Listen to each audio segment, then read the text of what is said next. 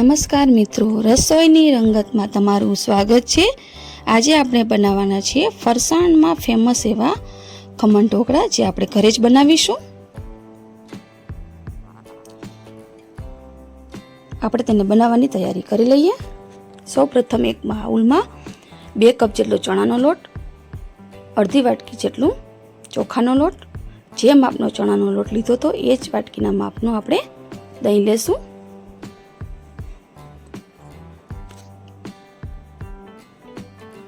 ત્રણેય વસ્તુને સરસ રીતે આપણે મિક્સ કરી લેવાનું છે।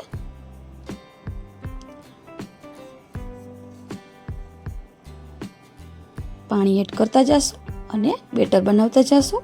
જે પ્રમાણમાં પાણી જોશે એ પ્રમાણમાં આપણે થોડું થોડું એડ કરતા જશું।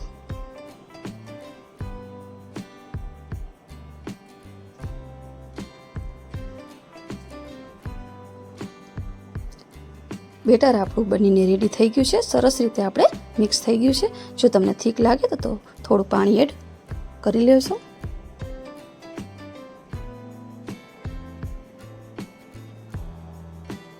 આપણું બેટર બનીને રેડી થઈ ગયું છે। એક લમ્સ ના રહે એ રીતે બેટર બનાવજો। હવે આપણે તેને ઢાંકણ ઢાંકીને ઓવરનાઇટ રહેવા દેશું। જો તમારે ઓવરનાઇટ ન રાખવું હોય તો 6 કલાક માટેનો રેસ્ટ આપવો પડે। સવારે જોશું આપણું બેટર બનીને રેડી થઈ ગયું છે, સરસ મજાનું ફૂલી ગયું છે। બેટરમાં સરસ મજાની જાળી એવી આવી ગઈ છે।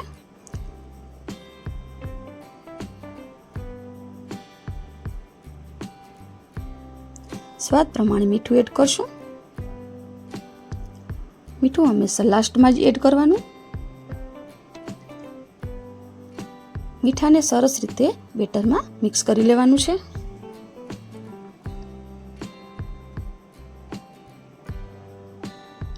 લાસ્ટમાં આપણે ખાવાનો સોડા છે એ એડ કરશું। ખાવાનો સોડા તમારા સ્વાદ મુજબ તમે એડ કરી શકો છો।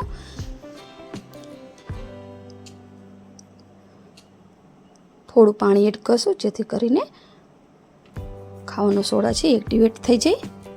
બેટર સરસ રીતે આપણે મિક્સ કરી લીધું છે।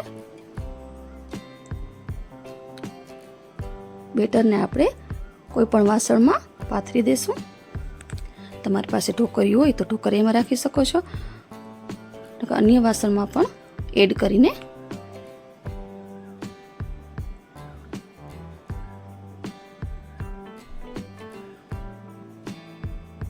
મેં અહીંયા ઢોકરિયાના માપનું મોલ્ડ લીધું છે, એની ઉપર એડ કરી દીધું છે। હવે આપણે તેને બાફી લેશું।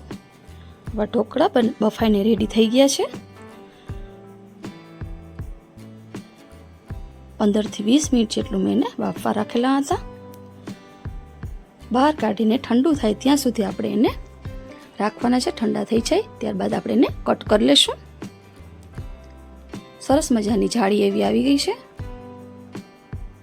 ઢોકળા આપણા ફૂલીને રેડી થઈ ગયા છે। આપણે તેનો વઘાર કરી લઈએ। અન્ય એક વાસણમાં 2 થી 3 ટેબલ સ્પૂન જેટલું તેલ એડ કરશું। રાઈનો વઘાર આપશું। મીઠા લીમડાના પાન છે એને પણ એડ કરી દઈએ। તમારી પાસે લીલું મરચું હોય તો તમે એડ કરી શકો છો। ખમણ ઢોકળા બનાવીએ છીએ એટલે એની અંદર આપણે ખાંડ એડ કરેલી છે। ખાંડનું પ્રમાણ થોડું વધારે રાખશું। 3 થી 4 ટેબલ સ્પૂન જેટલી ખાંડ ઉમેરેલી છે।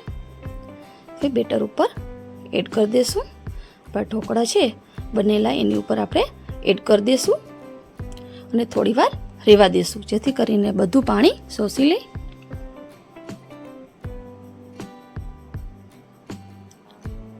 5 થી 10 મિનિટ બાદ આપણે એને સર્વ કરશું।